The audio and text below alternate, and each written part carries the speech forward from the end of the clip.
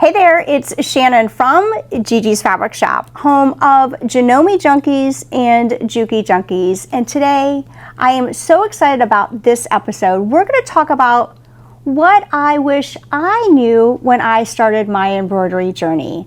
Ready to learn? Stay tuned.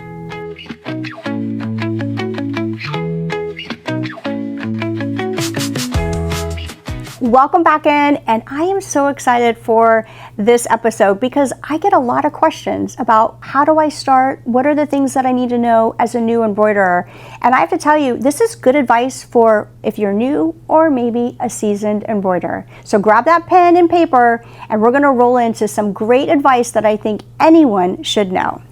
Before we get started, let me tell you a little bit about me. So I'm Shannon, like I said, and I am your embroidery specialist here at Janome Junkies and of course Junkies as well. I've been embroidering for the better part of 8 years, and I also started with little knowledge. Let me tell you about my experience when I bought my very first embroidery machine. I went to Gigi's Fabric Shop to buy fabric, and I walked out with a multi-needle machine. True story. I've mentioned this story before. And I was so excited, and I knew that I was willing to learn all that I needed. But let me tell you, I didn't know much about the machine I got. I didn't know the world of stabilizer, and there was a lot of learning ahead of me. But I knew with my support system behind me, Gigi and crew, that I would be successful on my embroidery journey. And now I'm paying it forward to you. So I have my list from all of the great tips that you guys have shared with me, and I have some of my own. So we're just gonna dive in, and I hope you find this educational. That's my goal for you. So the first thing is get started. Right? So get started. Don't let that machine stay in that box. Pull that machine out of the box and learn the machine. I think sometimes we get a little intimidated, whether it's a flatbed single needle machine or a multi-needle machine. My first advice to you is just get started. When you start stitching and you start learning, your confidence will get better. I promise you. All right, tip number 2, and I know this probably isn't going to be a fan favorite because it's probably not fun, but you need to read your manual. Pull out the manual that came with your machine and read through it. Highlight it, take notes, but you have to be familiar with the way that your machine operates. This is sort of like your Bible to your machine. And while there's a lot of great videos out there on YouTube, please read your manual. A lot of times it comes down to the fundamentals on how to thread your machine, how to work your LCD panel, how to set your tension, how to change colors. The list goes on, and I promise you a lot of those answers will be in your manual. All right, so tip number 3, and I think is probably gonna be also a fan favorite, is join Facebook communities. Folks, these are gonna be your lifelines, not only for last minute questions, for help, for support, for guidance, but there are great communities out there that will help you on your journey. So we have Janome Junkies, and this is a great resource because we have people just like you that have machines just like this that are going to help you when maybe we're not available. There's also great communities out there when it comes to digitizing and different designs and even blanks. And so there's a wealth of knowledge to be had.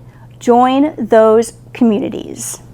All right, my next tip for you is don't give up, because we all get frustrated and things happen to all of us. Whether we're very seasoned or we're just starting out, those bird nests or those thread breakage, or maybe we didn't stabilize right and our project came out puckered, it's part of the learning curve. So don't give up, keep practicing, keep trying, and I promise you, each time you do so, you'll get better. So don't give up. Moving on to something we all need to learn about is, can we guess? Drum roll, is stabilizer. We have to learn stabilizer. Guys, when I got my first embroidery machine, I knew nothing about stabilizer. And I really mean nothing. I actually thought I could get away with all of my projects with tearaway. And I thought I knew what I was doing. And I probably did that for a good while until I realized I shouldn't be using tearaway stabilizer on my little baby clothes. So, stabilizer. Learn stabilizer. I'm holding a packet here from Sulky that is fantastic because it's a little sample pack that will not only tell you all about the different types of stabilizer, but it gives you samples too. I didn't know this was available when I first started, and this would have been a huge game changer for me.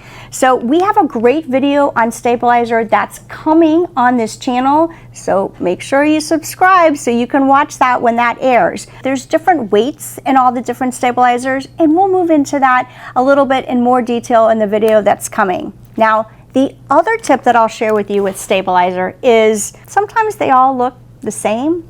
So make sure you have a good organization in your home studio and make sure you tag what all the stabilizers are, because sometimes we take it out of the packages and then we forget what it looks like. So if you buy rolls or if you buy individual packets, just write on the packet what it is in case you throw it away. Get organized with your stabilizers, and the best advice I can say is start learning about it, because this is the foundation of your projects and it will make your projects either really good or not so good. Hoops. Hoops are the best part about embroidering. So whether you have a flatbed or a multi-needle machine, learn the hoops that come with your machine or the optional hoops that also work with your machine. So oftentimes there'll be optional hoops like sock hoops or hat hoops that you can get additional accessories. But then there's aftermarket hoops as well.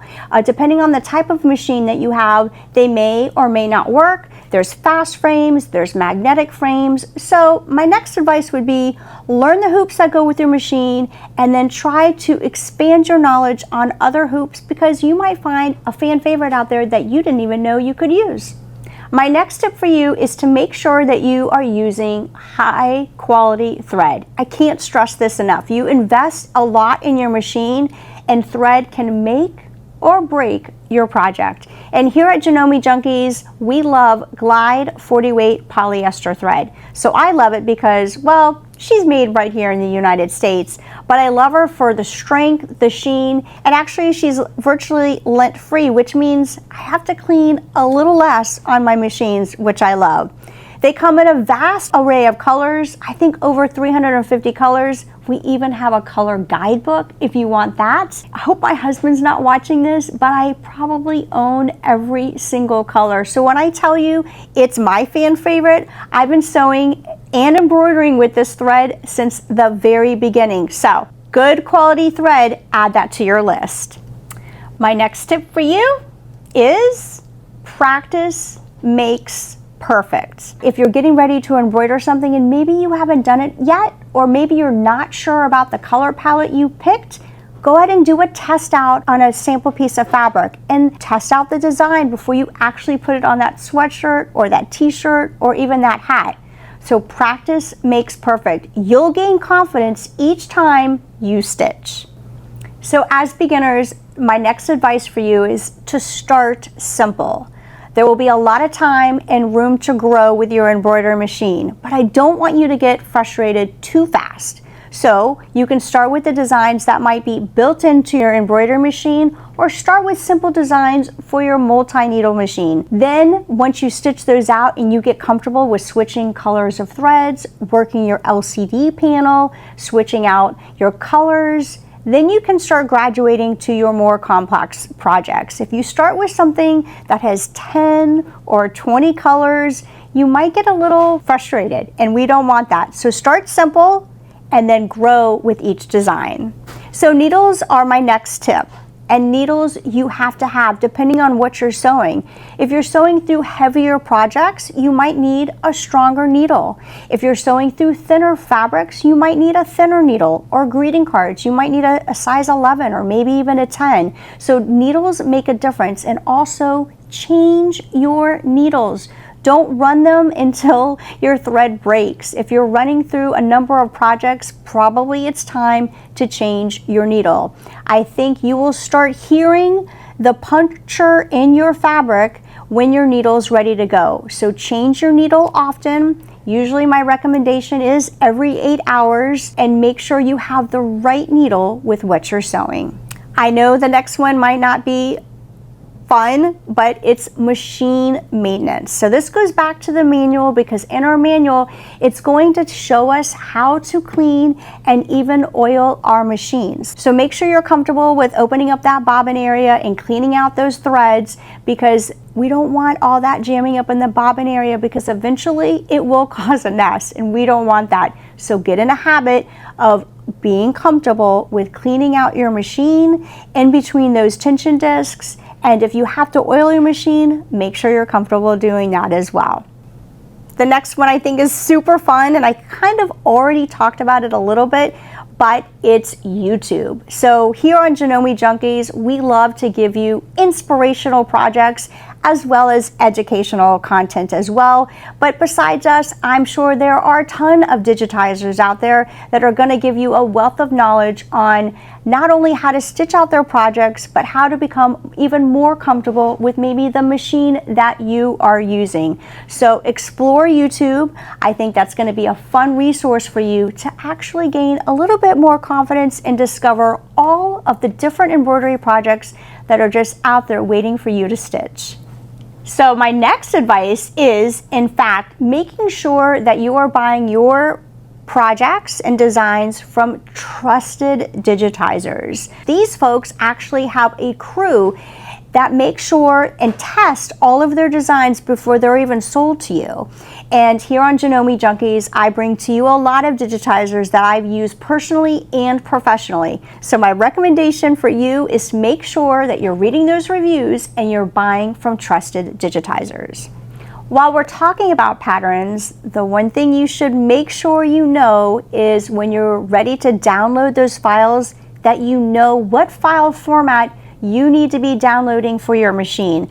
Many machines out there take specific formats. Our Janome machines take JEF or DST, and so you want to make sure that you're downloading not all of the file formats when you purchase that design, because there could be like 7 of them. Just download the ones that you need for your machine. And I'll tell you where you can get that answer. It's in the manual, so read that manual. My next tip is probably one that I had to learn the hard way. When we start on our embroidery journey, the first thing we want to do is buy a lot of designs. And then we put them on our computer. And then we cannot find them. It's very frustrating. I'm speaking from experience. So my recommendation to you that I did not do until probably a couple of years ago is make sure you're organizing your projects. So you can do this by digitizers, like Designs by Juju, or Parker on the Porch, or you can do it by season, or if there's projects that you do that are only on kids' clothes or towels or stuffed animals, however it makes sense for you to organize your files, I recommend doing so. Before you know it, you will have a ton of files and you won't be able to find anything. So organize those files. So I know we talked about organizing our files, but now I'm going to talk about organizing your supplies.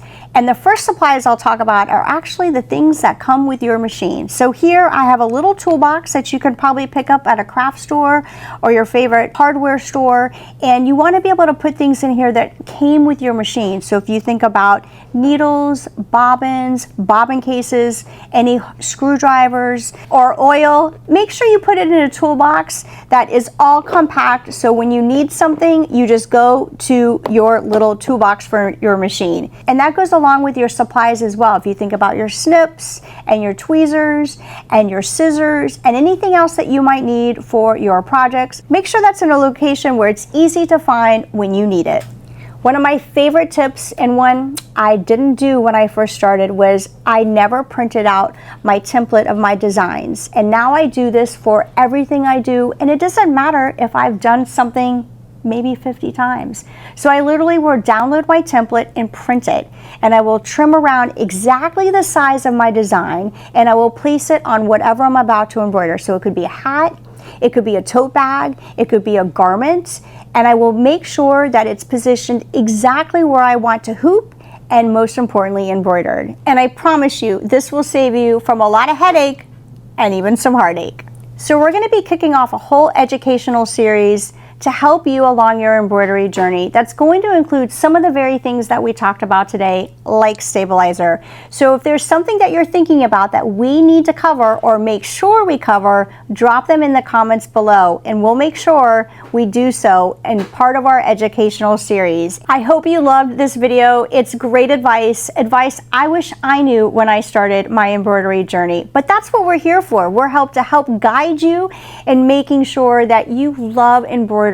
I love it, and I've been doing it for a lot of years. So if this is your first embroidery video that you watched, congratulations. Now you are one step ahead there I was when I first started. If you are in the market for a new embroidery machine, not only are we your matchmaker, but we also are your dealer for support during your entire embroidery journey. And that's priceless, folks. And that is what I was given when I bought my very first embroidery machine. So if you loved this video, give us a thumbs up. Don't forget to subscribe because nobody wants to miss videos like this. And until next time, I can't wait to see what you're stitching. Bye.